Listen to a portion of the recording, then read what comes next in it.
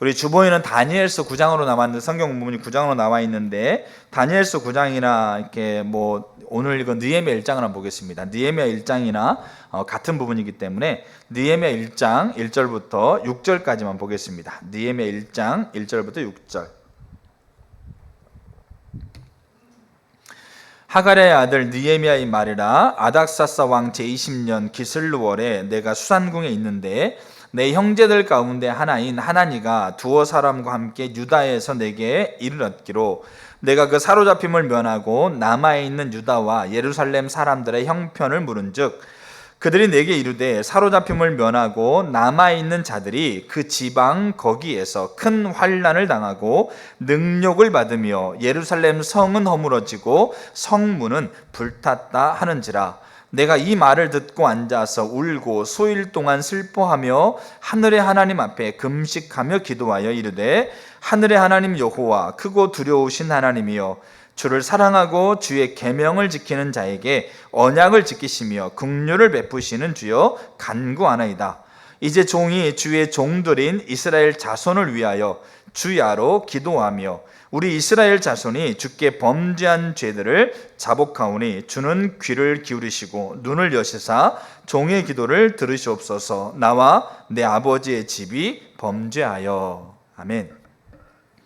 우리가 중보기도에 대해서 살펴가고 있습니다. 중보기도에 대한 전반적인 이해를 우리가 좀 가져야 될 필요가 있어서 중보기도를 두루두루 살펴가고 있습니다. 그래서 중보기도가 뭔지, 또 중보기도의 요소, 중보기도에 수반되어지는 것, 중보기도의 역할, 이런 것들을 좀 살폈습니다. 그리고 이제 우리가 지금 살펴가려고 하고 있는 것은 실제적으로 그 중보기도를 어떻게 우리가 해야 되는지에 대한, 또 이 부분들에 대한 것들을 좀 살펴가려고 합니다. 그 중에 첫 번째가 우리가 부흥을 위한 중보기도입니다. 그러니까 회복과 부흥을 위한 중보기도인데, 이 회복과 부흥을 위한 중보기도를 하려면 우리에게 어떤 부분이 필요한가, 이런 것들을 좀 살펴가려고 합니다. 지난주에 살펴갔던 건 뭐냐면, 우리가 회복과 부흥을 위해서 기도할 때 회복과 부흥이 우리에게 필요하다는 것을 우리가 알고 회복과 부흥을 위해서 우리가 기도합니다. 근데 우리가 먼저 이해해야 될 게 뭐냐면, 부흥은, 회복과 부흥은 하나님에게도 소중한 거다. 하나님의 열망이고 하나님의 기대고 하나님의 의지고 하나님의 마음이다. 이런 부분들을 우리가 지난주에 봤습니다. 그리고 오늘은 이제 우리가 볼 게 뭐냐면, 회복과 부흥을 위한 중보기도를 그러면 어떻게 하는 거냐, 그러면 그 중보기도가 뭐냐, 자, 이런 것들을 우리가 좀 살펴가려고 합니다. 회복과 부흥을 위한 중보기도는 이렇게 정의할 수 있습니다.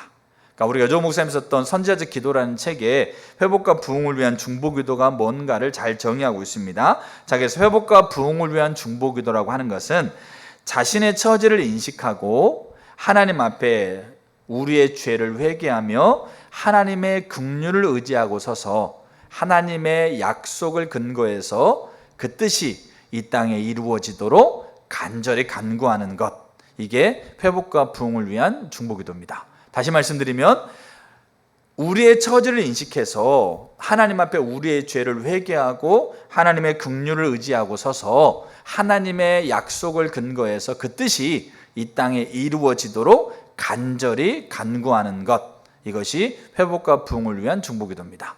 그렇기 때문에 이 회복과 부흥을 위한 중보기도에는 네 가지 요소를 우리가 살펴야 됩니다. 회복과 부흥을 위한 중보기도가 뭐지? 그럼 우리가 어떻게 해야 되지라는 걸 우리가 볼 때 네 가지 요소를 우리가 분명하게 살펴야 됩니다. 하나는 우리의 처지를 인식하는 것, 두 번째가 회개하는 것, 세 번째가 긍휼을 의지하는 것, 네 번째가 하나님의 약속을 근거해서 뜻이 이루어지도록 간구하는 것. 이 네 가지의 우리 요소에서 이 네 가지의 의미들을 우리가 살펴갈 필요가 있습니다.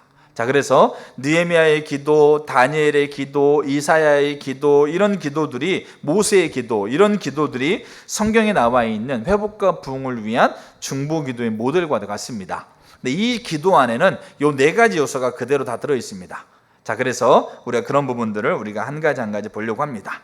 자, 그렇기 때문에 부흥이라고 하고 있는 것은 갑작스럽게 성령이 대규모로 부어지는 것이 부흥인데, 성령이 대규모로 부어져서 짧은 시간 안에 많은 사람들이 주께 돌아오고, 그리고 사회 전반적인 영역이 하나님 중심적인 가치관으로 전환되어 가는 것, 우리는 이걸 부흥이라고 얘기합니다. 이 부흥은 갑자기 오는 것처럼 보이지만 반드시 부흥의 길을 예비하는 회복의 단계가 있고, 그리고 회복의 단계를 통해서 하나님 앞에 기도하고 있는 그 기도 요소들이 이 부흥에 반드시 포함되어 있습니다. 자, 그래서 이제 우리가 이 4가지 요소들을 보려고 합니다. 첫 번째 볼 게 뭐라고요? 첫 번째 우리가 부흥을 위한 이 중보기도의 첫 번째 우리가 봐야 될 게 뭐라고요? 우리의 처지를 인식하는 겁니다. 그러니까 각자가 자신의 처지를 인식하는 거예요. 각자 자신의 처지를 인식하는 건데, 그러면 각자가 자기 자신들의 처지를 인식하는 것에는 3가지 인식에 해야 될 게 있습니다. 3가지가 인식해야 될 게 있습니다. 3가지. 하나는 뭐냐면 자기 자신이 누구인지에 대한 인식이 필요합니다. 내가 누구인지에 대한 인식, 그리고 현재 내가 지금 어떤 상태인가에 대한 인식, 그리고 3번째 왜 내가 이런 상태가 있는가에 대한 인식. 이 3가지 인식이 필요합니다. 어떤 인식이라고요? 내가 누구인지에 대한 인식, 그리고 내가 어떤 상태인지에 대한 인식, 내 상태가 왜 그렇게 됐는지에 대한 인식. 이 3가지의 인식. 인식이라는 말은 뭡니까? 정확하게 알다, 정확하게 판단하다, 정확하게 꿰뚫다, 이런 말을 인식이라고 표현을 쓰는 겁니다. 그러니까 로이 존스 목사님이 썼던 부흥이라는 책에서 부흥의 첫 번째 단계로 이분은 뭐라고 제시하고 있냐면, 부흥의 첫 번째 단계가 자기의 처지를 인식하는 거다, 이렇게 표현하고 있습니다. 상황의 심각성을 인식하는 거다. 한 번도 예외 없이 부흥의 역사를 보게 되면 한 번도 예외적인 상황이 없이 모두가 다 부흥이라고 하고 있는 것에는 모두가 뭐가 있었다? 자기의 처지를 인식하는 것이 있었다, 그렇게 얘기하고 있습니다. 여러분, 그래서 자기의 처지를 인식하는 것 3가지 요소를 제가 살피겠지만, 이 자기의 처지를 인식하는 거 있지 않습니까? 하나님의 은혜 없이는 안 됩니다. 그래서 하나님이 부흥이라고 하고 있는 것을 하나님이 계획하시고 부흥을 하나님이 보내시려고 하셨을 때 하나님이 하시는 게 뭐냐면, 한 사람 혹은 여러 사람 혹은 한 교회, 소수의 사람들에게 하나님께서 분별력을 부으셔서 자기의 처지를 인식하게 하는 일들을 시작하십니다. 그래서 저와 여러분들이 은혜를 구하시면서요, 내가 어떤 처지에 있는가를 인식하는 게 필요한 부분입니다. 자, 그럼 첫 번째부터 보겠습니다. 첫 번째가 뭐라고요? 내가 누구인가에 대한 인식입니다. 그러니까 저와 여러분들이 누구인가, 교회가 뭔가에 대한 인식이 먼저 필요합니다. 그러니까 제가 최근에 정말 많이 고민하고 있는 부분이고, 또 여호수아 우리 오이코스 MT 때에도 나눴던 부분인데, 정말 많이 제가 좀 고민하고 있는 부분입니다.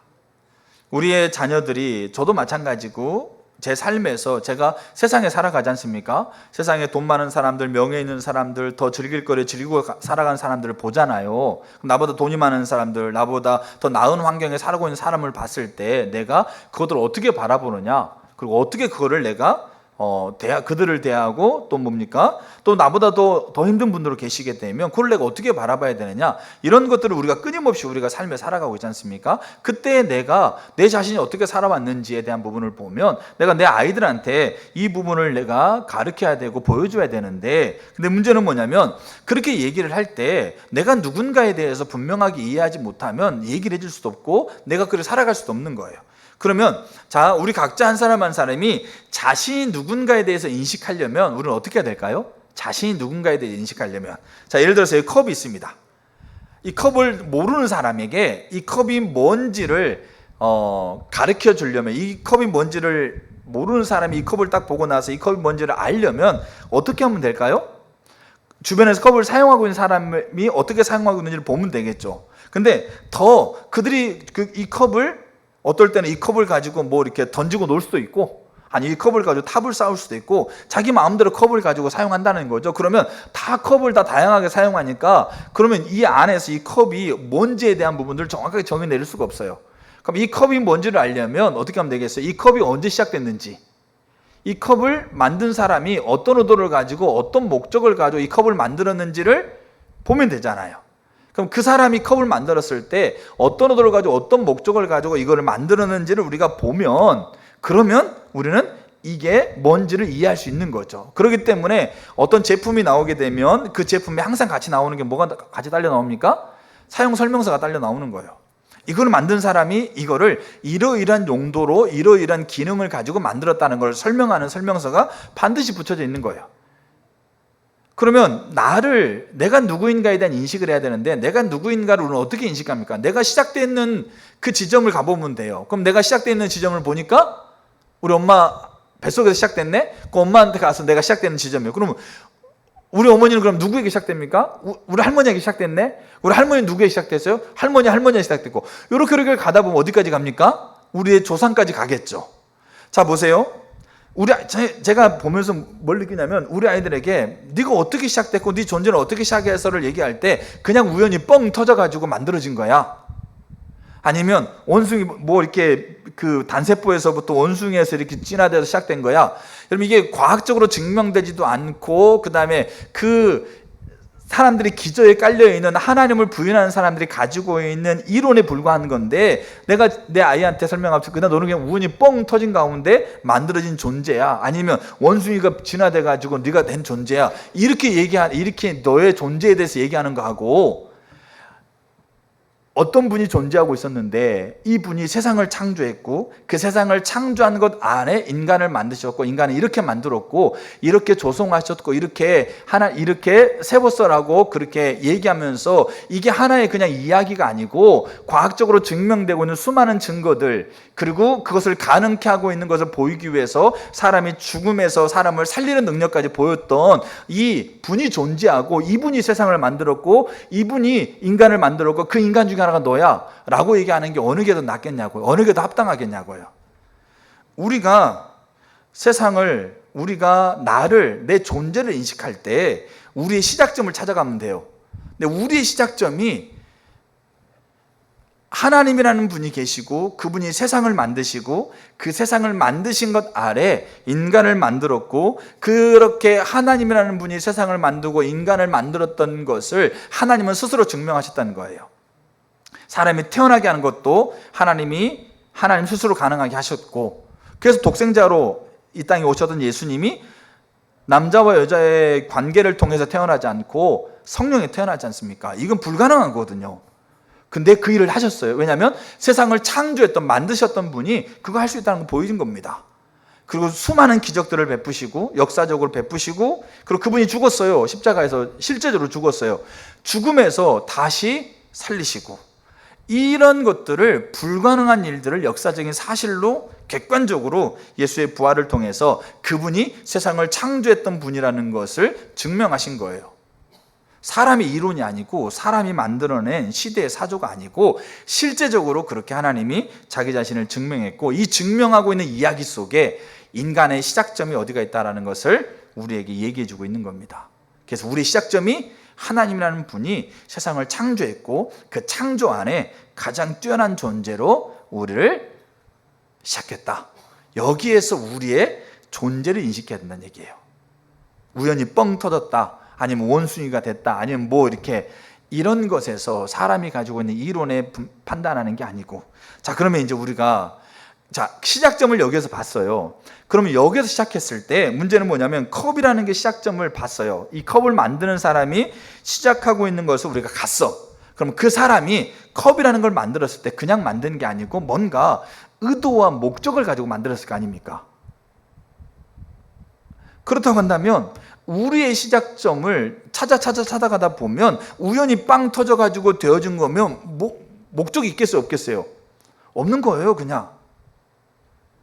근데 분명하게 세상을 조성하시고 세상을 창조하신 그 창조 아래 내가 인간이란 존재가 있다고 한다면, 그것을 조성하고 만든 이가 가지고 있는 의도가 있을 거 아닙니까? 그러니까 그 의도가 우리의 존재 본질이라는 얘기예요. 이거를 인식하라는 얘기예요, 이거를.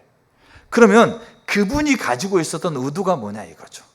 그것을 우리는 이렇게 정의할 수 있습니다. 매력적인 반문화 대한공동체. 이게 우리의 존재입니다. 뭐라고요? 매력적인 반문화 대한공동체. 이게 우리의 모습입니다. 이거를 성경은 두 구절에서 우리는 정확하게 볼 수 있는데, 그 중에 하나가 마태복음 5장 14절입니다. 너희는 세상의 빛이라. 산 위에 있는 동네가 숨겨지지 못할 것이요. 여기 동네라고 써 있는데 영어 성경에 시티라고 되어 있습니다. 도시, 산 위의 도시. 그리고 신명기 4장 6절에서 이렇게 얘기합니다. 너희는 지켜 행하라. 이것이 여러 민족 앞에서 너희의 지혜요 너희의 지식이라. 여기 말하고 있는 여러 민족은 가나안 족속들을 얘기합니다. 나중에 이제 설명을 드릴게요. 그들은 가나안 족속을 얘기합니다. 그들이 이 모든 규례를 듣고 이르기를 이 큰 나라 사람은, 이 큰 나라는 이스라엘을 얘기합니다. 이 큰 나라 사람은 과연 지혜와 지식이 있는 백성이라. 신명기 4장에 모세를 통해서 하나님이 얘기하고 있습니다. 자, 이 부분을 통해서 우리가 분명하게 우리의 세상의 시작점을 우리가 거슬러 올라가다 보면 분명하게 세상을 조성하고 있는 분을 만나게 됩니다. 그 분이 만나게 되고 그분은 자기 스스로 세상을 조성했다고, 인간을 창조했다는 것을 스스로 증명하셨습니다. 역사 속에서. 자, 그러면 그분이 세상을 조성하셨는데 이 조성하시는 분이 가지고 있는 의도, 의중, 목적, 이게 우리 존재의 본질입니다. 이걸 우리가 인식하라는 얘기죠. 정확하게 봐야 되고 정확하게 꿰뚫어야 돼요. 근데 이게 이 마태복음과 이 신명기서에서 우리는 정확하게 요거를 얘기해 주고 있는 게 뭐냐면 매력적인 반문화 대한 공동체로서의 우리라는 것을 인식하셔야 돼요. 그래서 여기에서 우리가 이제 봐야 될 게 뭐냐면 이스라엘을 하나님이 세웠을 때 하나님께서 이스라엘을 열방들에게 보여주는 존재로 세웠어요. 어떤 존재요? 보여주는 존재, 전시. 여러분, 제가 대한민국을 역사를 보면서 대한민국이, 그러니까 우리가 뭐 고려, 신라, 조선 이렇게 뭐 되지 않습니까? 그리고 대한제국 대한민국이 이렇게 세워지는데 그때 대한민국 초대 대통령, 그리고 대한민국 초기 때, 대한민국이라는 나라가 수립될 초기 때 그 대한민국을 수립해 갔던 사람들이 가지고 있는 생각이 뭔지 아세요? 우리 대한민국에 처음으로 올라갔을 때 그때 생각이 뭐냐면, 특별히 초대 대통령부터 시작되고 있는 생각이 뭐냐면 대한민국을 아시아, 아니요 세계 열방의 민주주의 국가의 전시장으로 만드는 거였어요. 대한민국을. 뿐만 아니라 대한민국을 하나님을 믿는 나라, 아시아에서 하나님을 믿는 나라의 전시 국가로 만드는 거였어요. 이게 무슨 말이냐? 민주주의를 도입해서 살아가는 나라, 미국이라든지 그 당시 미국, 영국, 프랑스 이런 나라들 있지 않습니까? 이런 나라들 보니까 민주주의를 도입하고 나서 나라가 이 가치를 가지고 살아간 나라가 부강하다 이거죠. 그래서 우리가 대한민국을 세울 텐데 우리나라도 민주주의를 도입해서 우리가 살아갔을 때 잘 살고 부강한 나라, 그리고 인간을 존엄하게 가치 있게 여기는 나라인 것을 아시아에서 온 세계에서 드러내주는 그런 전시국가로 그 대한민국을 세울 때 의도하고 세운 거란 얘기죠. 뿐만 아니라 단순히 민주주의가 아니라 하나님을 믿는 나라가 하나님께서 은혜를 부으셔서 어떻게 하나님이 그 나라를 축복하고 있는지에 대한 것을 전 세계에 전시하고 보여주기로 하는 그 국가 이념, 그 이념을 가지고 세운 나라가 대한민국이에요. 이게 전시국가예요. 마치 차 전시장에 가가지고 회사에서 우리가 출시하고 있는 차는 이 차입니다. 이런 성능, 이런 디자인, 이런 모델을 가지고 차를 우리가 만들었습니다라고 보여주는 것. 그래서 그 사람들로 하여금 야 정말 좋다, 정말 귀하다라고 하면서 그걸 사고 싶은 마음이 가득하도록 그렇게 전시하는 거잖아요.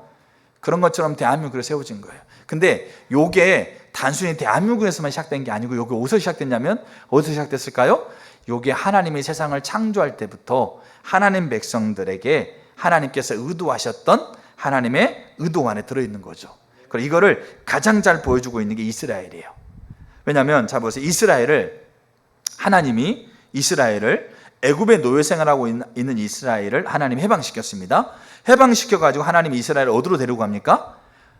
이 출애굽기 19장에 보게 되면 자기 자신에게로 하나님 데리고 간다고 그랬어요. 그러면 하나님이 이스라엘을 자기 자신으로 데려간다고 그렇게 했다고 한다면 애굽에서 꺼냈어요. 광야 한 곳에 한 모퉁이에 이스라엘을 모아놓고 어디 굴 속에다 아니면 어디 이렇게 첩첩산 중에 이스라엘을 모아놓고 자기에게만 계속 하나님이 계속 자기와 관계를 맺고 자기를 사랑하고 자기를 위하고 자기 예배를 드리고 제사를 드리고 그렇게 이스라엘을 만들어 놨느냐? 그렇게 했어요? 아닙니다. 자기에게 인도하고 있는 이 근본적인 목적을 하나님께서 갖고 이스라엘을 어디로 보내셨냐면 어디로 보냈겠어요? 가나안 땅으로 보냈어요. 이스라엘을. 그럼 가나안은 어떤 땅입니까? 가나안은. 여러분 가나안은 우리가 사회나 이렇게 책에서 이 고대 문명, 알겠죠? 고대 문명의 발상지가 가나안 땅이에요. 유브라데스 강가 뭐 이런 비옥한 강 있지 않습니까? 거기를 통해서 우리의 인류 역사에 문명, 문화가 발달했던, 기술이 발달했던 원산지입니다. 문화 발달했고 기술 발달했고 자기들이 즐길 놀이들이 산더미처럼 모여 있고 자기들이 원하는 대로 자기가 뭡니까? 신을 결정해서 신을 섬기고 있고, 그리고 모든 것들을 어떻게 보면 풍족하게 누리고 있는 그곳으로 이스라엘을 하나님께서 들여보내신다는 얘기예요. 근데 왜 하나님이 가나안 땅으로 이스라엘 백성을 들여보내시냐면 이스라엘 백성을 지금 가나안에 있는 족속들에게 전시한 거예요. 전시. 이게 가시성이라고 해요. 가시성. 드러나게 한다는 거죠. 자, 드러나게 하면서 하나님이 세 가지를 얘기하고 있어요. 반문화, 매력적인 반문화 대한공동체예요. 이게 가시성인데 그래서 전시하는 거, 이스라엘 백성을 그래서 가나안 민족 아래 이스라엘 백성을 전시해 놓고 있다는 거죠. 그러면 이스라엘 백성들이 이 가나안 땅에 들어가서 이제 주변에 있는 이 가나안 민족들이 이스라엘 볼 거 아닙니까? 그게 신명기 4장 6절이에요. 너희가 말씀을 지켜 행하라. 그러면 그들이 너희를 보고 너희 나라를 큰 나라라고 지칭할 거다, 이렇게 얘기한다는 거죠. 그럼 하나님의 의도는 지금 드러내시는 매력적인 반문화 대한공동체로서 세상에 하나님이 인류를 세웠다는 얘기예요. 그게 창세기 1장의 모든 이 피조 세계를 다스리라고 하고 있는 그 말, 정복하라고 하는 그 말 속에 이 의미가 들어있어요. 그래서 우리는 세 가지를 이해할 필요가 있어요. 반문화, 그 다음에 대한공동체, 그리고 매력적이다는 걸 이해할 필요가 있어요. 하나가 뭐냐면 반문화예요. 반문화. 반문화는 반대, 문화를 반대한다는 거죠. 그러니까 문화를 반대한다는 말은 뭐냐면 우리 주변의 문화를 따르지 않는 걸 얘기합니다. 이스라엘이 들어가는 가나안 땅은 말 그대로 어떤 땅입니까? 즐길 거리, 그다음에 뭡니까? 먹을 거리, 눈과 귀와 몸을 즐겁게 하는 게 산더미처럼 있죠. 기술과 문화가 강력하게 발달돼 있죠. 풍족하죠. 근데 문제는 그들이 가지고 있는 문화의 기저 안에 하나님이 아닌 자기중심적, 자기 육신의 쾌락과 자기의 만족과 자기의 유익을 위해서 신도 선택하고 즐길 거를 선택하고 놀 거를 선택하고 살아갈 방향과 목적이 자기중심이에요. 그러면서 만들어진 문화. 근데 문제는 뭐냐면 그들이 그렇게 문화 속에서 고민하는 거죠. 어떻게 하면 더 행복하게, 어떻게 하면 더 가치 있게, 어떻게 하면 더 존엄하게 살까? 그리고 고민하면서 만들어진 문화. 그 문화인데 그 문화 안에 들어가서 이스라엘에 들어가서 그 문화 따르지 말라는 거예요. 그 문화 뭡니까? 그 문화의 길을 따라가지 말라는 얘기예요. 이게 반문화예요. 그러니까 우리의 존재에 대한 인식을 할 때 우리가 매력적인 반문화 대한 공동체로서 우리가 이 시대를 살아가고 있다는 인식을 가져야 된다는 얘기죠.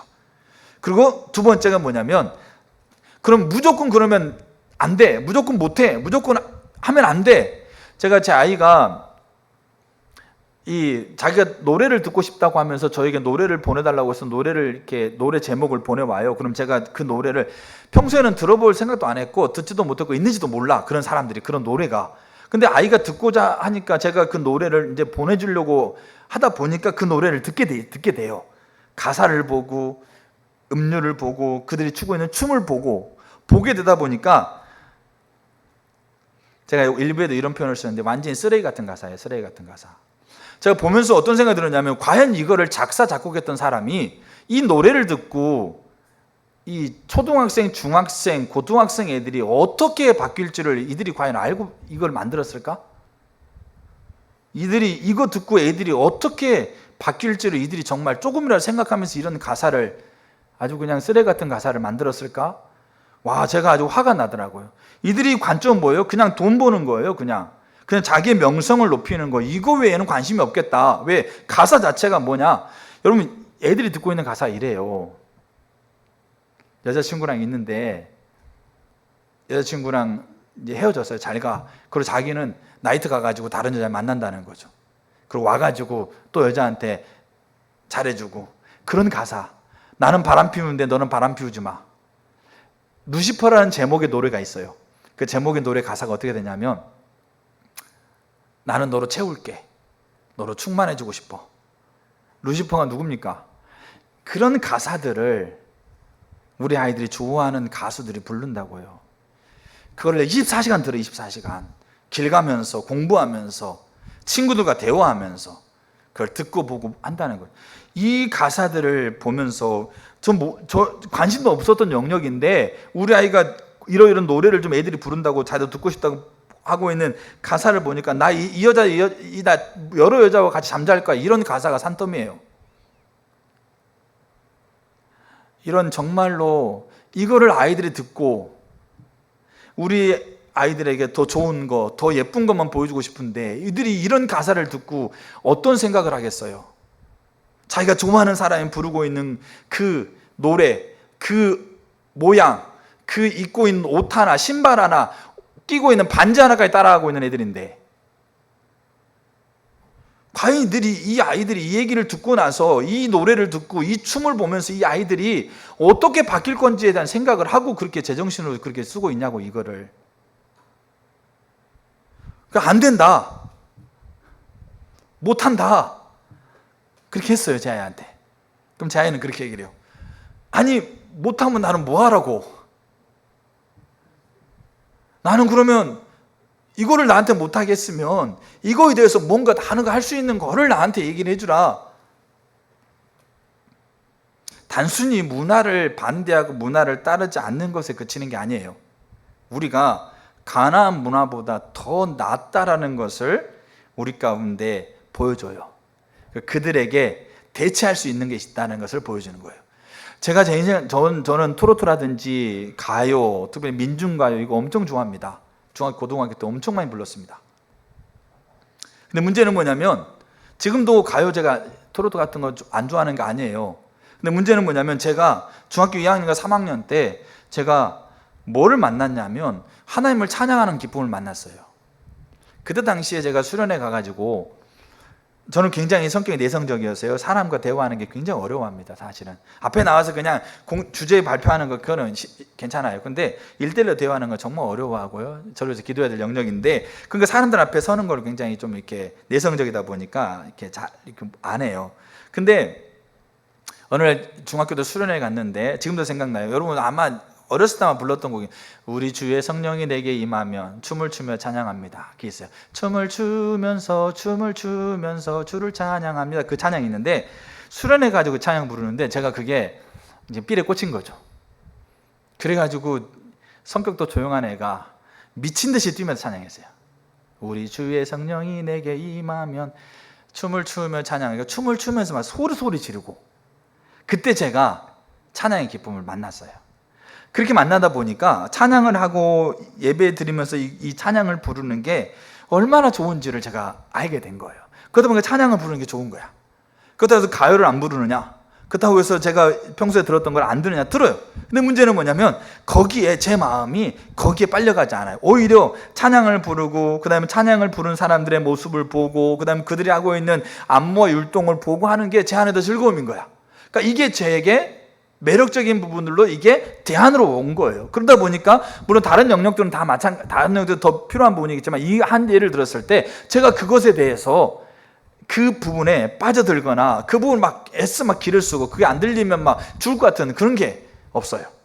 지금도 그래요. 그게 중학교 때 만났던 그 찬양과 경배의 감격이 지금까지 이어지고, 그리고 제가 찬양 경배를 통해서 지금 해감을 통해서 그게 더 깊어지는 거죠. 그게 아이들에게 대안으로 그 아이들에게 주고 싶은 거예요. 새 찬양 프로젝트를 통해서 우리가 부르고 있는 찬양들을 통해서, 또 우리에게 주어지고 있는, 또 우리가 이 세대에 부르고 있는 정말 좋은 찬양들을 통해서 그들이 부르고, 그들이 그걸 몸으로 그거를 따라서 하고, 그것들을 가사를 자기들이 만들어내고, 그렇게 하면서 이 찬양의 기쁨이 그들 가운데 만나게 되어지게 되면, 그러면 있지 않습니까? 이 한 일례로, 음악이라고 하고 있는 이 일례에서 그들이요 24시간 주구장창 그 정말 처참한 가사들과 멜로디와 춤을 저는 볼 수 있다고 생각해요. 왜? 그 친구들 문화 안에 살기 때문에 접할 수 있다고 생각해요. 근데 거기에 자기의 생각과 자기 마음을 빼앗기지 않는다고 생각해요. 왜냐하면 대안이 있으니까, 너네들보다 더 좋은 게 있으니까. 이스라엘이요 그 대안 공동체로 가나안에 들어간 거였어요. 왜냐하면 자 보세요, 이스라엘은 애굽에서 400년 이상을 노예 생활했어요.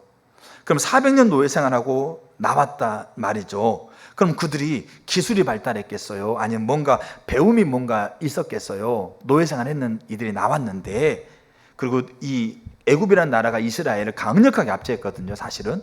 그러면 그들이 뭔가 배움의 기회가 있겠어요? 뭔가 기술을 뭔가 이렇게 뭐 재능이 막 개발돼서 나왔겠어요? 그렇지 않았어요. 그렇게 이스라엘이 나왔어요. 어떻게 보면 부지부식가 나온 거나 마찬가지예요. 그리고 하나님이 어떤 학자 같은 경우는 애굽에서 이스라엘을 꺼내가지고 가나안 땅까지 두 달 아니면 3개월 안에 가나안 땅 데려가려고 그랬어요. 쉬엄쉬엄 가도 1년 안에 가요, 가나안까지. 근데 그건 40년 걸렸지만, 근데 거의 뭡니까? 2달 정도쯤 되었을 때 시내산에 가잖아요. 그리고 좀만 가면 가나안이에요. 근데 하나님은 그 정도로 빠르게 이스라엘을 가나안 땅 데려가려고 그러거든요. 그러면 400년을 노예 생활하면서 이스라엘이 남았는데 덜렁 아무것도 가진 게 없어. 근데 가나안에 들어간다고 생각해 보세요. 이 가나안에 들어갈 이스라엘 백성들을 반문화 대한공동체로 하나님이 이 전시 백성으로 가나안에 보내고 있는 건데, 근데 이 가나안에게, 아니 이스라엘에게, 아무것도 없는 이스라엘에게 강력한 무기를 하나 줬어요. 강력한 무기가 있어요. 그 강력한 무기가 뭘 것 같으세요? 그게 율법입니다. 강력한 무기가. 율법은 단순히 우리가 지키는 규례와 규범이 율법이 아니에요. 우리가 율법이 우리 가운데 주어지는 목적 4가지를 보게 되면, 율법이 죄라고 명시하지 않으면 우리가 그게 죄인지 몰라요. 근데 그게 죄인지를 알게 되죠. 근데 우리 자신으로 스스로 그 죄를 이길 수 없는 모습을 더 보게 만들어요. 그 님을 알 수 없으니까 그 일을 가능케 하는 그리스도에게 인도해 갑니다. 그 안에서 우리는 율법으로 자유를 얻게 되어지고, 그리고 그리스도인의 백성으로서 아름다운 모습으로 살아가도록 우리 가운데 주어지고 있는 규칙과 같은 거예요. 그러니까 이 율법이라고 하고 있는 것을 강력한 무기로 이스라엘에게 준 겁니다. 그럼 이스라엘은 이 율법이라는 무기를 가지고 가나안 땅 들어갑니다. 그걸 우리가 읽었던 신명기 4장 6절은 뭐라고 그럽니까? 지켜 행하라 이거죠. 뭘 지켜 행하라는 겁니까? 율법을 지켜 행하라는 거죠. 왜 율법을 지켜 행하라고 하냐면, 하나님이 율법이라는 무기, 율법 자체가 무기가 되는 게 아니고 율법에 담겨져 있는 하나님의 의도와 우중이 무기인 거예요. 왜냐하면 이들이 율법을 올바른 관점 안에서 율법을 지키게 되면, 그러면 그 율법을 주셨던 하나님이 그들과 함께 있다고 하고 있는 것을 성취하시는 거기 때문에 율법이 강력한 도구인 거예요. 그러니까 총을 가지고 갔는데 빈 총을 가지고 쏴봤자 의미가 없는 거죠. 근데 거기에 이 반경 1km를 무너뜨릴 만한 강력한 화약을 담고 총을 가지고 사용하게 되면 그게 나가면 거기에 효력을 발휘하는 것과 똑같은 거죠. 그래서 율법이 강력한 무기고, 그래서 모세를 통해서 계속 강조하고 있는 게 뭐냐면, 가나안의 문화, 가나안의 법을 따르지 말고 율법을 따르라 이거죠. 율법을 지키라 이거죠. 그 무기를 들고. 그래서 이 율법이 뭐가 되겠어요? 이들에게 대안이 되어지고 있는, 대안이 이들에게 제시하고 있는 거라는 얘기죠. 알겠죠? 율법이. 자, 반문화예요. 문화를 반대합니다. 그리고 대안으로서의 율법, 강력한 무기인 율법을 그들에게 제시해 줍니다. 자, 근데 여기에서 우리가 필요한 게 뭐냐면, 그러면 이 율법이 가나안 사람들이 봤을 때 이 율법이 자기들이 가지고 있는 것보다 좋아야 돼, 안 좋아야 돼요? 어떤 사람이 물건 가져왔는데 내가 가지고 있는 것보다 물건이 싼데 엄청나게 좋아. 그러면 그거를 갖고 싶고 사고 싶고, 알겠죠? 그거를 내가 소유하고 싶은 욕구가 드는데, 어떤 사람이 물건을 가져왔는데 내가 가지고 있는 것보다 더 비싼데 기능은 형편없어. 그럼 뭐 하겠어요? 갖다 치워버려 이렇게 한다는 얘기예요. 자, 율법이 무기로 이스라엘이 가지고 들어갔어요. 그래서 이 율법이 그 가나안 사람들이 보았을 때 그 율법이 그들이 가지고 있는 것보다 월등하게 낫다라는 것을 보여주는 것이 뭐냐? 이게 매력적이다는 거죠. 그래서 이 교회는, 하나님의 백성, 저와 여러분은 이 이스라엘의 유업을 그대로 계승하고 있는 자예요. 그래서 저와 여러분이 존재에 대한 인식이 뭐냐? 매력적인 반문화 대한 공동체로서의 우리란 얘기예요. 이 존재를 우리가 인식하는 얘기죠. 여러분, 왜 이들이 매력적인 게 될까요? 여러분, 진짜 사실상 율법, 이게 토라라고 얘기해요. 토라. 이 토라 안에 인간의 존엄성, 인간의 가치, 이 토라 안에 사회법, 형법, 배상법, 정의, 그러니까 정말로 정의롭게 판결할 수 있는 규칙과 규례와 규범이 요 율법 안에 다 들어있어요. 가나안 사람들이 잘 보세요. 가나안 사람들이 그들이요 점점 이렇게 문화가 발달해 가면서 뭐가 고민이었냐면 어떻게 하면 인간이 가치 있게 살 수 있을까? 어떻게 하면 인간이 차별받지 않고 인간이 존엄하게 인간이 인권을 존중받고 각자 한 사람 한 사람이 돈 때문에 명예 때문에 그렇게 무시받지 않고 어떻게 하면 행복하게 살 수 있을까? 가치 있게 살 수 있을까? 고민하겠어요? 고민 안 하겠어요? 시대가 가면 갈수록 고민하는 거죠. 그 고민하면서 만들어내는 게 법이에요. 고민하면서 억울함 당하지 않도록 고민하면서 만들어내는 게 즐길 거리예요. 고민하면서 만들어내는 게 문화예요. 고민하면서 만들어내는 게 뭡니까? 그 교육이에요. 고민하면서 만들어내는 게 철학이에요. 그렇게 해서 발달된 환경이 가나안이라는 얘기예요. 근데 이스라엘이 율법, 토라를 가지고 들어가서 그들이 비교해 보니까 토라에서 얘기하고 율법에서 얘기하고 있는 가치, 인간이 존엄하다는 가치가 어디서 나온지 아세요? 사실 성경에 나왔어요. 세상을 창조하고 있는 이 창조주 하나님이 그분의 형상을 가지고 가장 아름답게 만들어 놓은 존재이니까 네가 가치 있는 거야. 네가 뭔가를 있든지 없든지 뭔가를 가지든지 안 가지든지 그게 아니라 하나님이라는 분이 가장 위대하고 가장 영광스러운 분이 그분의 형상을 가지고 가장 아름답게 가장 존귀하게 만들어 놓은 너기 때문에 네가 존중받아야 되고 존엄한 거야. 이게 어디서 나왔냐면 인간의 존엄의 가치가 어디서 나왔겠어요? 율법이 나온 거예요. 그 율법에서 존엄한 너의 삶이 억울함 당하지 않도록, 존엄한 너의 삶이 다른 사람에서 압제당하지 않도록 사회, 정치, 경제, 교육, 문화 이런 영역에서 세워놓고 있는 규례와 규칙이 요 안에 다 들어있다는 얘기죠. 가나안 사람들이 비교해 보니까 그들이 가지고 있었던 이상적인, 그들이 가지고 있었던 본질적인 그 존엄함을 느끼고 가치를 느끼고 행복함을 느끼고 있는 것이 어디에 들어있더라? 토라에 들어있더라. 여러분, 그래 실제로 법을 연구한 사람들이 뭐부터 보냐면 성경부터 봅니다. 가나안이요? 그들이 이스라엘이 가지고 있는 그 토라를 지킴을 통해서 하나님이라는 분이 그들과 함께 있으면서 누려지고 있는 생명, 그것들을 보니까 자기와는 비교할 수 없는 우월하다는 것을 본 거예요. 그래서 신명기 4장 6절에 지켜 행하라. 그럼 뭡니까? 그들이 뭐 할 거라는 거죠? 여러 민족 앞에서 너희의 지혜와 지식을 보고 그들이 이 모든 규례를 듣고 이 큰 나라 사람은 과연 지혜와 지식이 있는 백성이다라고 그들이 이야기한다는 거예요. 여러분, 이게 우리예요. 이게 우리라는 존재입니다. 그래서 하나님은 우리를 산 위의 도시로 세우는 거예요. 모든 사람이 볼 수 있도록. 마태복음 5장 14절 15절은 무슨 얘기 나오는지 아세요? 사람이 등불을 켜가지고 말 아래 두지 않는다고 했어요. 여기 말은 타고 다니는 말을 얘기하는 게 아닙니다. 뭐냐면 뚜껑을 얘기하고 있는 뚜껑, 이 큰 광주리 같은 것. 여러분, 우리가 밤에 후레쉬를 켜고 나서 후레쉬를 이 뚜껑을 닫아가지고 후레쉬를 켜놓은 사람 없잖아요. 등불을 켜가지고 어디에 둔다고? 등경 위에 둔다고요. 내가 가는 길을 비추는 것도 되지만 사람들이 다 볼 수 있도록 한다는 얘기죠. 그게 하나님이 우리라는 존재를, 하나님이 세상에서 우리라는 존재를 시작하셨을 때 그때 하나님이 가지고 있는 의도였어요. 매력적인 반문화 대한 공동체. 그래서 우리 존재가 이런 존재라는 것을 인식해야 돼요. 저 여러분들이 그런 부분이에요. 가지고 있는 것과 누리고 있는 것과 비교하려고 생각하지 마세요. 하나님이 시작할 때 그렇게 시작하셨다는 거예요. 그래서 우리 자녀들에게 그걸 가르치는 거예요. 우리 아이에게 그걸 가르치는 거예요. 자, 두 번째, 우리가 인식해야 될 때 뭘 인식해야 된다고요? 우리의 처지를 인식할 때 세 가지. 첫째, 내가 누구인지에 대한 인식이 필요해요. 내 정체성, 내 본질, 내가 가지고 있는 것이 아니고 내가 누리고 있는 게 아니고 내가 시작되었을 때 이 본질, 내가 누구인가를 인식해야 돼요. 두 번째 인식해야 될 게 뭐냐면 근데 현재 우리의 상태가 뭔가를 인식해야 돼요. 제가 여러분 통계라고 하고 있는 거, 수치 있잖아요. 수치. 통계라고 하고 있는 거는 그 시대의 문화를 단편적으로 보여줄 수 있는 가장 확실한 예예요.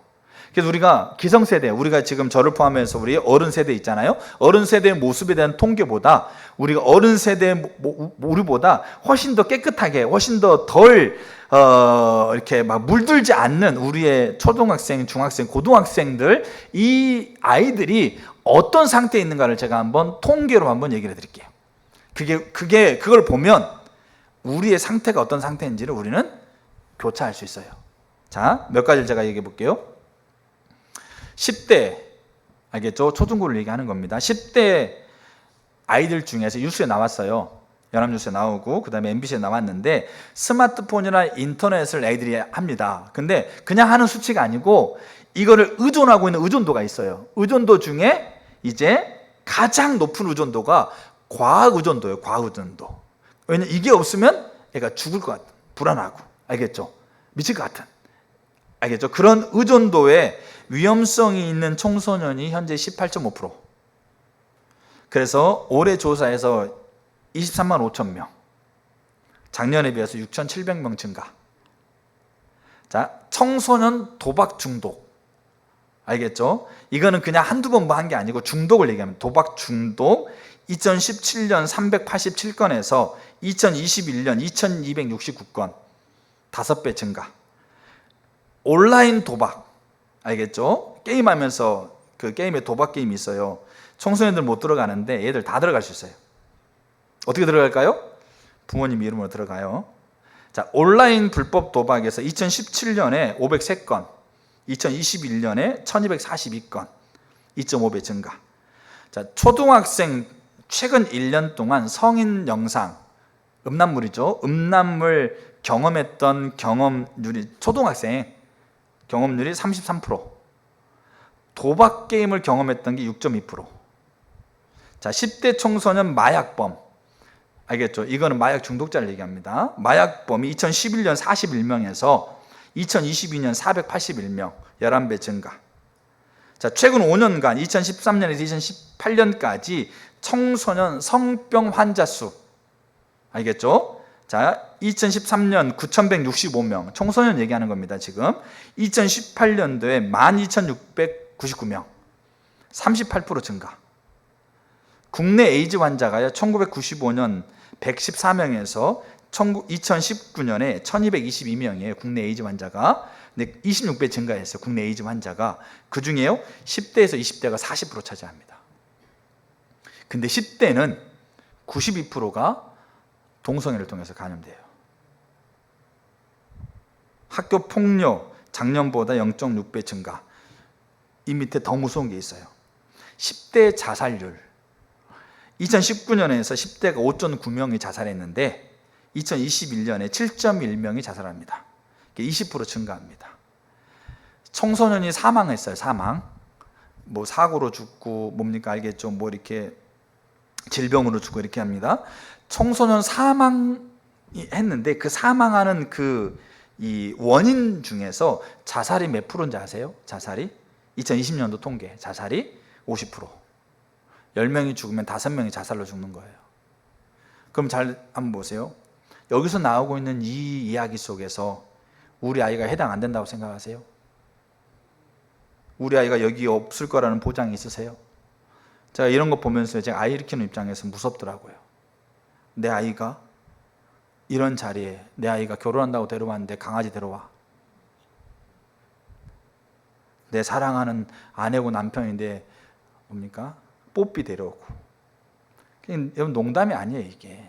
그 남자가 남자 데려오는 건 이제는 그냥 뭐 그러려니 한다 생각해 보세요. 근데 강아지 데려오고 고양이 데려와서 결혼한대.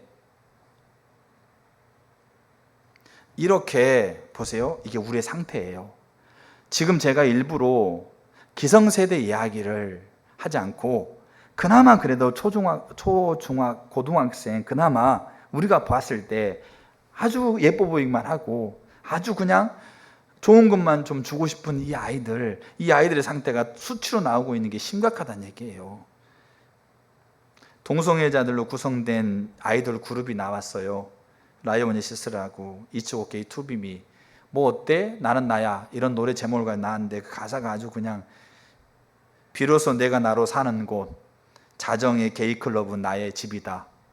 세상을 구하는 걸로 치면 내 맞선임은 예수. 예수가 세상을 구속했던 것처럼 동성애를 반대하고 있는 것에 그거를 구속하는 자가 자기다, 이런 얘기하고 있는 거죠. 나는 태초부터 게이로 설계됐어. 내 주께서 정했어. 이게 우리의 상태, 문화를 잃어버린 상태. 우리가 그 문화를 잃어버리고 그 문화 속에 살아가고 있는 아이들을 잃어버리고 있는 상태. 그럼 이게 아이들의 문제일까요? 이 아이들과 비교할 수 없는 수치가 우리가 살고 있는 우리의 모습 안에 이들보다 더하면 더하지 더 좋은 모습이 없는 우리의 모습들이 이 안에 산더미인 거죠. 그럼 여기 안에 크리스찬 없을까요? 여기 안에 교회 리더들은 없을까요? 여기 안에 산에서 매일매일 금식하고 있는, 기도하고 있는 분들은 없을까요? 물론 여러분, 우리가 하나님 앞에 올바로 서야 되는 부분이 있지만 우리의 상태에 대한 부분들을 우리가 적나라하게 우리가 인식할 필요가 있어요. 그렇다면 그게 우리의 상태를 인식하는 거죠. 그렇다고 하면 우리가 왜 그런 상태가 되었는가에 대한 인식이 필요해요. 왜 우리는 그렇게 됐을까요? 왜 우리 아이들은 문화를 빼앗겨 버려서 왜 우리 아이들은 이렇게 되고 이렇게 되어갈 수밖에 없을까요? 이것에 대한 인식이 필요해요. 왜 이게 인식이 돼야 그 다음에 우리가 인식된 자들이 취하는 행동 하나가 나온다는 얘기예요. 그러니까 왜 이렇게 되는가? 제가 성경 몇 구절 읽어드릴게요. 예레미야 6장 19절, 땅이여 들으라, 내가 이 백성에게 재앙을 내리리니 이것이 그들의 생각의 결과라. 그들이 내 말을 듣지 아니하며 내 법을 버렸다. 출애굽기 32장 8절, 그들이 내가 그들에게 명한 길을 속기 떠나 자기를 위하여 송아지를 부어 만들고 그것을 숭배하며 그것에게 희생을 드리고 말하기를. 사사기 2장 17절, 그들이 그 사사도 청종치 아니하고 돌이켜 다른 신들을 음란하듯 쫓아 그들에게 절하고 여호와의 명령을 순종하던 그 열조의 행한 길을 속기 치우쳐 떠나서 그와 같이 행치 아니하였다. 사무엘상 15장 23절, 왕이 여호와의 말씀을 버렸으므로 여호와께서도 왕을 버려 왕이 되지 못하게 하셨다. 잠언서 1장 24절, 내가 부를지라도 너희가 듣기 싫어하였고 내가 손을 펼지라도 돌아보는 자가 없었고 25절, 도리어 나의 모든 교훈을 멸시하여 나의 책망을 받지 아니하였다. 사사기 1장 2절, 하늘이여 들으라, 땅이여 귀를 기울이라, 여호와께서 말씀하시기를 내가 자식을 양육하였거늘 그들이 나를 거역했다. 호세아 4장 6절, 내 백성이 지식이 없으므로 망한도다. 내가 지식을 버렸으니 나도 너를 버린다. 요한복음 12장 48절, 나를 저버리고 내 말을 받지 아니하는 자를 심판하는 자가 있다. 갈라디아 1장 6절, 그리스도의 은혜로 너희를 부르신 이를 이같이 속히 떠나. 그럼 이렇게 상태가 된 이유가 뭡니까? 왜 우리가 이렇게 됐을까요? 하나님이 세상을 창조할 때 하나님은 인류를 전시하고 가시성을 가지고 매력적인 반문화 대한 공동체로 죄가 들어오기 전에 하나님은 인류를 세상에 모든 피조세계, 동식물을 포함한 모든 피조세계에 하나님은 가시백성으로 세웠다는 얘기예요. 타락 전에도. 그래서 아담으로 하여금 그 땅을 경작하면서 그 땅에게 매력적인 대한 공동체로서 아담에게 온 피조세계 가운데 보이라고 그런 거죠.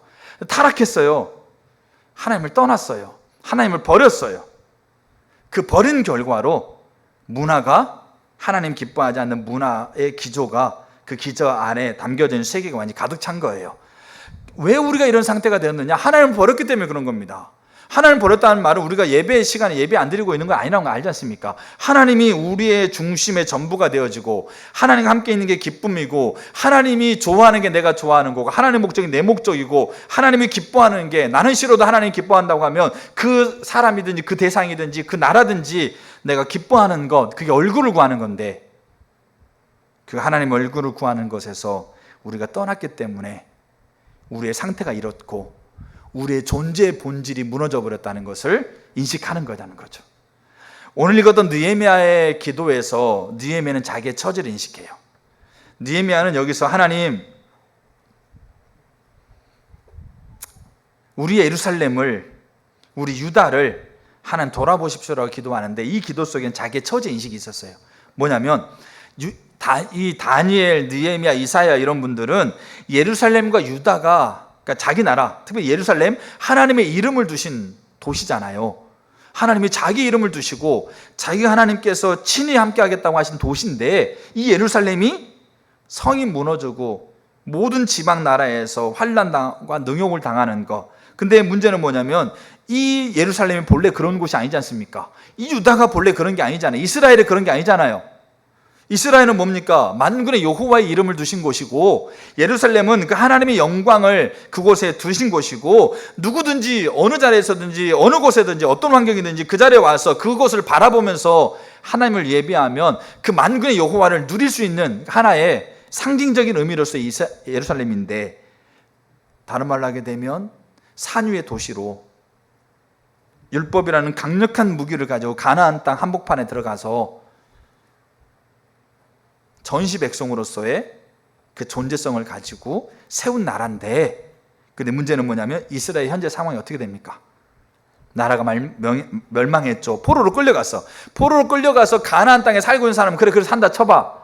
근데 문제는 뭐냐면 포로로 안 끌려가고 남아있는 사람들, 그 남아있는 사람들은 그럼 이스라엘 바벨론이라고 하고 있는 이 우상 문화가 와서 그 바벨론 제사 안 드리면 다 죽음 당할 수밖에 없는 상황 가운데 처해 있는 사람들, 그리고 그렇게 한다고 쳐봐요. 근데 남아있는 사람들마저 정신 차리고 하나님 앞에 마음을 모아서 하나님 중심적으로 그 삶을 돌이키면서 살아가야 되는데, 남아있는 사람이 뭐하고 돼 있는 거예요? 지금 사로잡힘을 면하고 남아있는 자들이 그 지방 거기에서 큰 환난을 당하고 능력을 받고 예루살렘 성은 허물어지고 성문은 불탔다.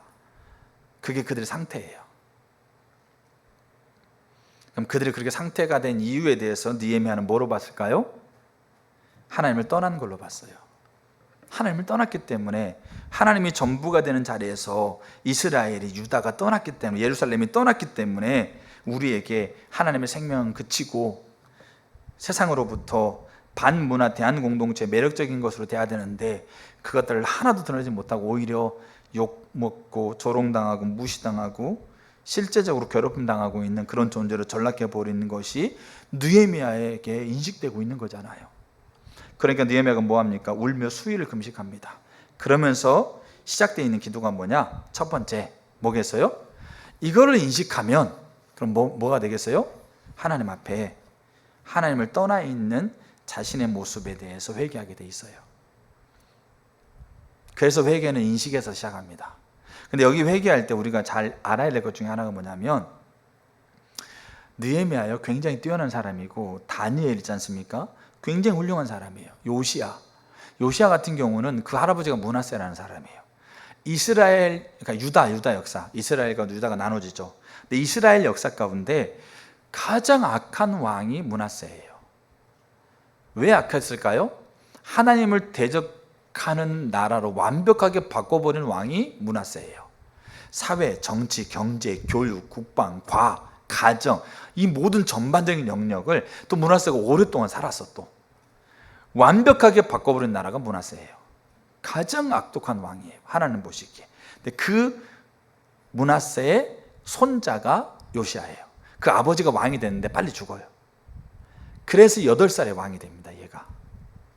이분이. 근데 이 8살에 왕이 된 요시야가요 사회 개혁을 단행합니다. 이게 쉬운 게 아니에요. 국방부 장관도, 경제 차관도, 비서실장도 완벽하게 나라 자체를 완벽하게 하나님을 대적하는 것으로 만들어 버렸기 때문에 그동안 그 므낫세 밑에서 활동했던 모든 강요들이 다 뭐겠어요? 그런 가치관에 찌든 사람들이에요.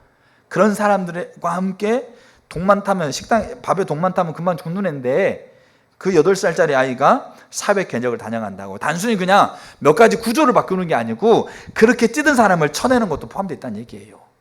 이게 쉬운 걸까요? 아니에요. 그래서 16살쯤 그렇게 진행해 가면서요, 저는 정말 많이 위협을 많이 받았다고 생각해요, 행간을 보면. 근데 그때 성전을 청소하다 율법책을 발견합니다. 근데 율법책에서 그가 여선자를 통해서 율법책을 설명을 들으면서 뭘 깨달았냐면, 자기 나라의 상황이 왜 이렇게 되고 있는지를 깨닫게 돼요. 자기 나라 상황이 지금 철저하게 타락했던 것을 보게 되고, 이 타락했던 이 이유가 왜 그랬는지, 왜 그랬을까요? 하나님의 법을 버린, 알겠죠? 하나님을 떠난 결과인 것을 요시야가 율법책을 통해서 그 이유를 발견하게 돼요. 그러나 요시야가 뭐 했을까요? 그가 옷을 찢고 가슴을 찢고 하나님께 회개합니다. 이거를 하나님은 겸비했다고 얘기합니다. 근데 요시야는 있지 않습니까? 굉장히 괜찮은 사람이라니까요. 그러면 그래요 하나님, 우리 할아버지가, 저 사람이, 저 그룹이 정말 하나님께 범죄했습니다. 도박에 찌들어있는 사람한테, 그래 하나님, 저 사람이 도박에 중독돼가지고 저 사람 문제입니다. 하나님, 저 사람의 죄를 하나님 용서해 주세요. 요시야 이렇게 해도 괜찮은 사람이에요. 왜? 정말로 죽을 림 다해서 사회를 계획했다니까요.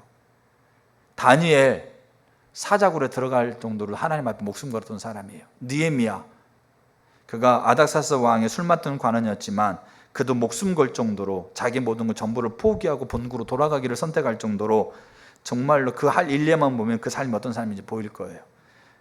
다니엘은 그 조서의 도장이 찍힌 줄도 알고 그가 평소 했던 대로 매일 3번씩 예루살렘을 향해서 창문을 열어놓고 기도했던 사람이에요.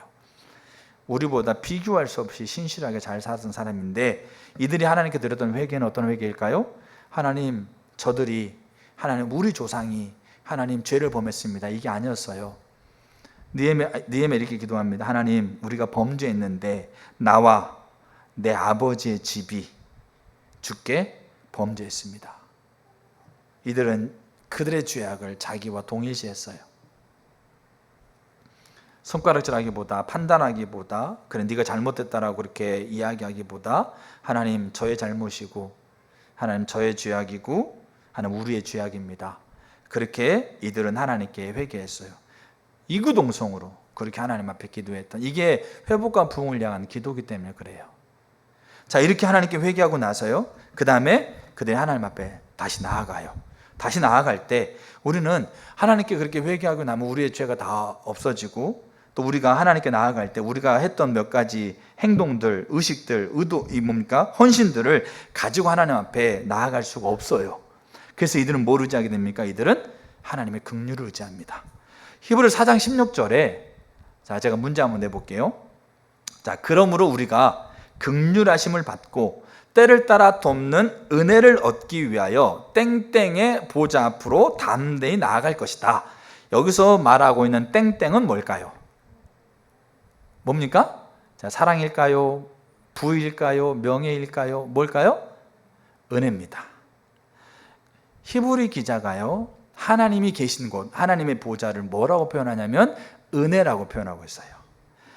우리의 건강을 책임져 주시는 보좌, 우리의 부를 책임져 주시는 보좌, 우리를 행복하게 하는 보좌, 이렇게 우리가 표현할 수 있는데, 히브리 기자는 은혜의 보좌로 표현했습니다. 하나님이 계신 보좌를. 그럼 왜 은혜라고 표현했을 것 같으세요? 왜? 은혜가 뭡니까? 은혜가 뭡니까? 은혜는, 자, 컵이 뭡니까? 그러면 컵은 물을 담아서 뭐 먹을 수 있는 도구다, 이런 정의가 있잖아요. 은혜는 하나님께서 우리에게 말씀하시고 있는 것을 우리의 힘으로 그 말씀을 지킬 수 없기 때문에, 하나님께서 우리에게 말씀하시고 우리에게 가르쳐 주시는 것을 우리로 하여금 그것을 지키고 그것을 할 수 있도록 우리 가운데 함께 하시는 임재의 능력이 은혜예요. 우리로 하여금 그걸 할 수 있도록 하나님이라는 분이 우리 가운데 함께 계셔서 우리 가운데 나타내 보이시는 능력이 은혜라는 겁니다.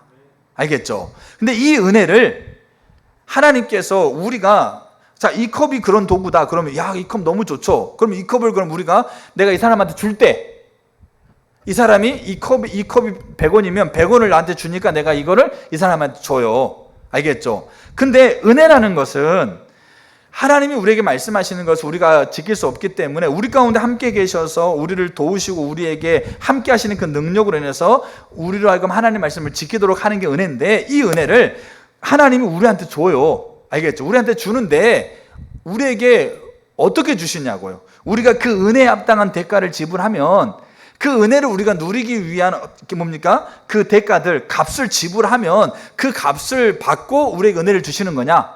그래 주실까요? 그렇게 주시는 게 아니란 얘기죠. 그럼 우리 어떻게 주신다? 값없이 주시는 거예요. 값없이. 왜냐하면 이것이 100원짜리면 100원을 내면 되는데, 은혜라는 것을 우리가 누리기 위해서, 우리가 대가를 지불하기 위해서 하나님께 우리에게 책정하고 있는 대가는 우리가 줄 수 없는 대가예요. 그래서 그 대가의 단편적인 예가 하나님의 하나밖에 없는 아들이셨잖아요. 그러니까 우리 편에서는 우리가 뭔가를 지불하고 나서 그거를, 은혜라는 것을 받을 수가 없어요. 근데 여기 히브리 기자는 은혜의 보좌로 표현하고 있다고요. 근데 그래서 그 은혜는 하나님 어떻게 하는 겁니까? 하나님 우리에게 거저 주시는 거예요. 값없이 주는 거예요. 그렇다고 하면 하나님은 왜 우리에게 은혜를 값없이 주실까요? 왜 은혜를 값없이 주실까요? 하나님이 다니엘이나 느헤미야 이렇게 고백해요. 자, 한번 읽어볼게요. 다니엘서 9장에서 우리가 주 앞에 간구하옵는 것은 우리의 공의를 의지하는 것이 아니요, 그러니까 우리가 했던 몇 가지 행동을 의지하는 게 아니고 주의 큰 긍휼을 의지합니다. 느헤미야 1장도 하나님이 긍휼을 베푸시는 분이다. 그 말은 무슨 말이냐면 성경에서 우리에게 여러 구절에서 뭐라고 표현되어 있냐면 하나님은 자비와 긍휼이 무궁하시다, 인자가 풍부하시다, 노하기를 더디하신다, 긍휼이 무궁하시다. 하나님이 왜 우리에게 이걸 값없이 주는지 아세요? 그분은 긍휼이 무궁하신 분이기 때문에 그래요. 그분은 인자가 무궁하신 분이기 때문에 그래요. 그래서 우리가 다니엘이 자기 속에 선함이 없다는 것, 하나님 앞에 설 수 있는 근거가 아무것도 없담을 인식하고 하나님 앞에 은혜의 보좌 앞에 나아갈 때 긍휼이 무궁하시고 긍휼이 풍성하셔서 값없이 그 은혜를 주시는 그 하나님을 의지하는 거예요. 하나님은 긍휼이 무궁하신 분이세요. 인자가 풍성하신 분이세요. 그래서 부흥을 위한 기도는 인식하고 회개하지만 우리가 다시 하나님 앞에 설 때 그분의 긍휼을 의지해 서는 거예요. 자, 그분의 긍휼을 의지하고 서서요, 그 다음에 이제 하나님의 뜻이 이 땅에 이루어지도록 간구해야 되잖아요. 그때 그 간구하는 근거가 있어요. 이건 긍휼을 의지하는 것과 이 간구하는 근거는 좀 다른 차원이에요. 그럼 우리는 하나님의 뜻이 이 땅에 이루어지기를 우리가 간구할 때 뭘 근거해서 우리가 하나님 앞에 기도하냐면 뭘 근거한다고요? 이게 하나님의 약속이에요. 하나님이 하셨던 약속. 그래서 여러분 부흥을 위해서 기도했던 사람들의 기도를 보면 느헤미야도 그렇고 다니엘도 그렇고 모세도 그렇고 이사야도 그렇고 기도하고 있는 게 그거예요. 다니엘서 9장, 여호와께서 이 말씀으로 선지자 예레미야에게 알려주신 그 연수를 깨달았다. 이 말은 하나님께서 예레미야를 통해서 이스라엘의 심판을 얘기하고 난 다음에 내가 70년이 지나면 이 이스라엘을, 유다를 회복하겠다. 이게 하나님의 약속인 거죠. 이 약속을 붙들고, 이게 깨달아지니까 이 약속을 붙들고 인식함으로 회개하고 긍휼을 의지해서 하나님 앞에 선 거예요. 느헤미야 1장 8절에 옛적에 주께서 주의 종 모세에게 명령하여 이르시되, 이 말은 모세에게 율법을 지켜 행하면 내가 너와 함께 있겠다라고 하고 있는 하나님의 언약, 그게 모세를 통해서 선언된 언약. 모세가 금송아지 섬기고 있는 이들을 위해서 기도할 때 출애굽기 32장 13절, 내가 허락한 이 온 땅을 너희 자손에게 주어 영원한 기업이 되게 하리라 하셨나이다. 하나님께서 이 백성을 통해서 영원한 기업을 주시겠다고 하셨지 않습니까? 하나님 그 말씀 기억하세요. 그 말씀 하나님 생각해 주세요. 역대 6장에 솔로몬이 성전을 짓습니다. 성전을 짓고 나서 그가 기도하죠. 밤새 기도합니다. 그때 솔로몬이 그냥 기도한 거 아니었어요.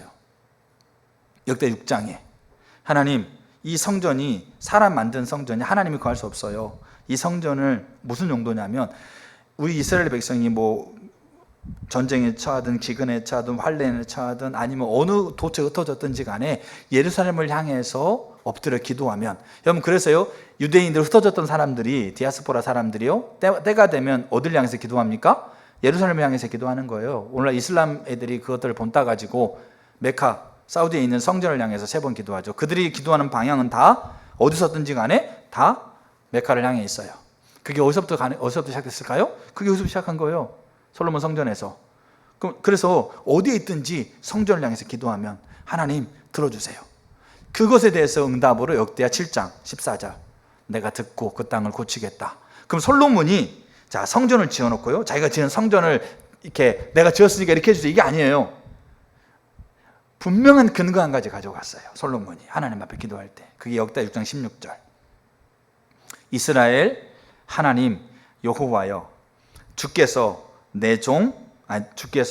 주의 종 내 아버지 다윗에게 말씀하시기를. 이게 사무엘하 7장에 나와 있는 다윗의 언약입니다. 내가 너와 네 자손을 영원토록 왕으로 세우겠다. 너의 자손을 통해서 메시아를 세우겠다. 내 나라를 성취하겠다. 이게 다윗 언약입니다. 이 언약을 근거해서 솔로몬은 성전을 완공해서 자기가 성전을 완공했던 것 때문에 의시되고 나가는 게 아니고 이 언약을 근거해서 하나님이 내 아버지 다윗에게 이렇게 약속하셨습니다. 그렇기 때문에 그 약속을 지켜주세요. 그래서 사방이 흩어졌다 할지라도 이 성전을 향해서 기도하는 자가 있다면 그 약속 기억해서 그들에게 하나님 임해주세요. 그렇게 기도하니까 하나님이 꼼짝없이 역대 7장에 내가 그들의 기도를 듣겠다. 그들의 죄를 사하겠다. 그들을 용서하겠다. 그들을 회복하겠다. 이게 역대 7장 14절에 하나님의 기도의 응답입니다. 이게 여러분 우리가 부흥을 위한 기도예요.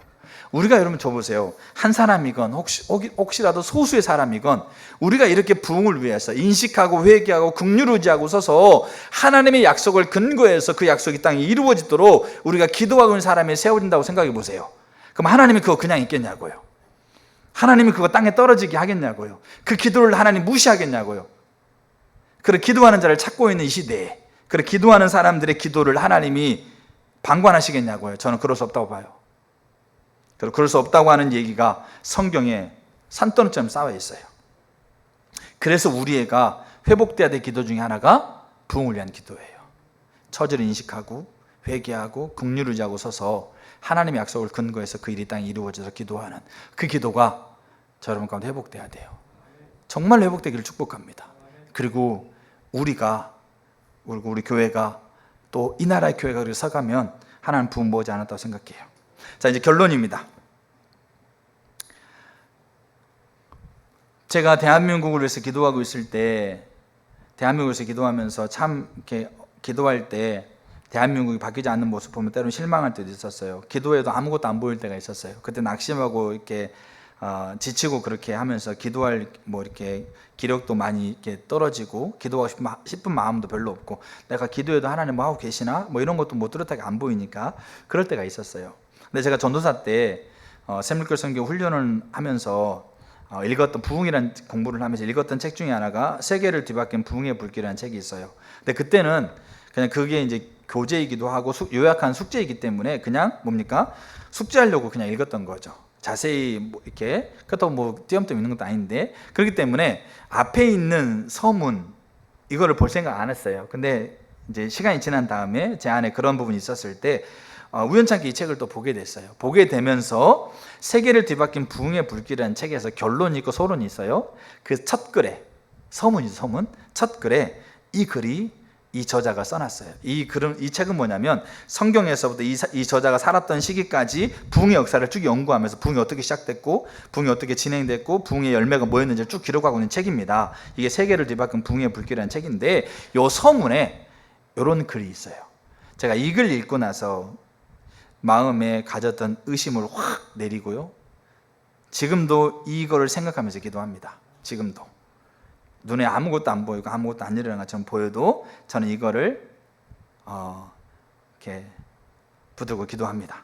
그러니까 제가 부흥을 위해서 기도하죠. 그럼 우리 전 시대에 부흥을 위해서 기도하는 사람이 있을까 없을까요? 있었겠죠. 그럼 그 전 시대에 있었을까 없었을까요? 있었겠죠. 1907년 대한민국 부흥을 보냈어요. 하나님이. 그러나 지금 몇 년이 흘렀습니까? 110년 가까이 흘렀죠.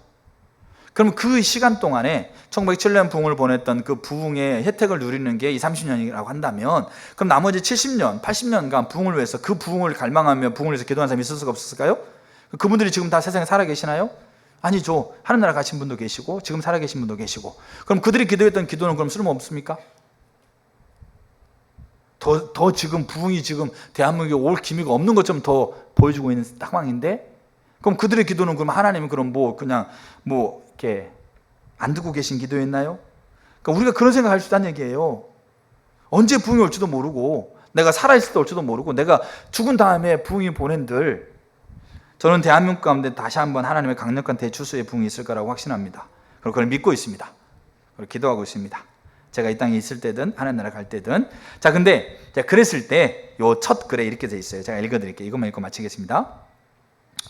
그동안 하나님께서 부흥을 보낼 수 있도록 거룩한 갈망을 가지고 성령께 인도되어 순종하는 마음으로 간절히 기도해 온 모든 기도의 용사들과 숨은 중보기도자들에게 감사하는 마음으로 본서를 바칩니다. 하나님께서는 저들의 신실함을 잊지 않으십니다. 저들의 기도는 영원한 나라의 한 투자입니다. 만일 저들이 살아생전 자기가 사는 곳에서 자기들의 기도가 충분히 응답되는 것을 보지 못한다면 영원한 나라에서 그 결과와 상급을 보게 될 것입니다. 부흥을 위한 모든 거룩한 갈망과 기도는 하나님이 지키십니다. 그리고 겉으로 보기에 응답되지 않는 것처럼 보이는 다른 많은 중보 기도들과 함께 하나님의 부흥 축복 창고에 보존되어 있을 겁니다. 그 기도들은 하나님의 아들 예수 그리스도께서 천국 보좌에 들이시는 능력 있는 기도에 첨부될 것입니다.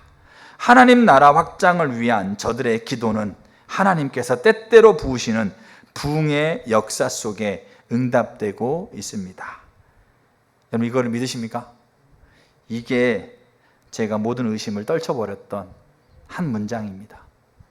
때때로 부으시는 부흥의 역사 속에 나의 기도가 응답되고 있고, 여러분 실제로 그걸 하나님 어떻게 얘기하는지 아세요? 요한계시록에 하나님이 심판을 얘기하면서, 대접 심판을 얘기하면서 성도들의 기도가 뭐로 표현되어 있습니까? 향기로 대접에 담아서 천사들이 가져 올라가잖아요. 그리고 그 대접이 쏟아질 때, 그럼 그 대접이 쏟아질 때 어떤 기도가 담겨져 있겠어요?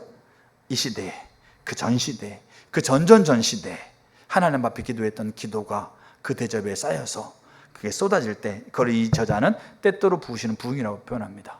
그럼 우리가 살아가고 난 시대 이후에, 아니 내가 살아간 시대 그 이후에 하나님의 대부흥을 보내신다고 한다면 그 부흥의 응답 속에는 그 시대에 기도했던 사람들이 기도가 있겠죠.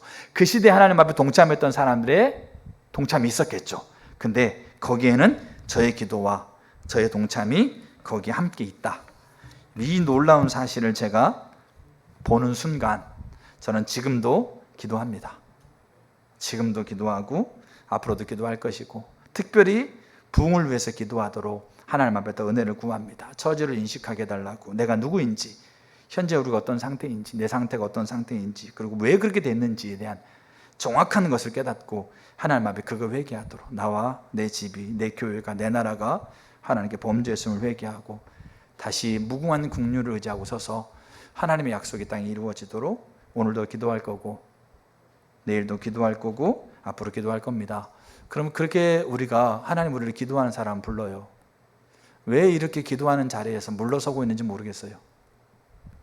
하나님 이렇게 찾고 있는, 애타게 찾고 있는 기도하는 자리에서 왜 우리가 주춤거리고 있는지 모르겠어요. 그거보다 더 나은 것이 뭐가 있다고 생각하십니까? 그거보다 더 좋은 것이 여러분 삶에서 있다고 한다면 그거 따라가세요. 근데 결국 그것이 여러분 삶을 완벽하게 완전하게 만족을 줄 수 없다는 걸 발견한 순간 지나온 시간이 얼마나 후회된지 몰라요. 그 시간이 얼마나 뭡니까? 안타까운지 몰라요. 그래서 우리 자녀들한테 그러잖아요. 지금 세월을 아끼라고. 지금 살아보니까 근데 나도 그랬다. 나도 그거 전부인 줄 알고 갔는데 지나와 보니까 아니더라. 근데 그렇게 얘기해도 몰라. 그럼 우리가 그러면 후회만 하고 있어야 됩니까? 남아있는 시간도 후회만 하고 그러면 있어야 되는 게 아니잖아요.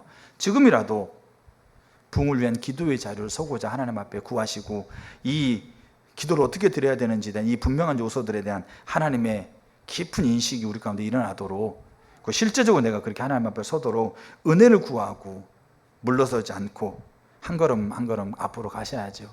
그래서 지난 날들을 만회하셔야죠. 우리가 그렇게 다짐하고 하나님 앞에 서기를 축복합니다. 이게 어거지가 아니에요. 이게 그냥 생짜가 아닙니다.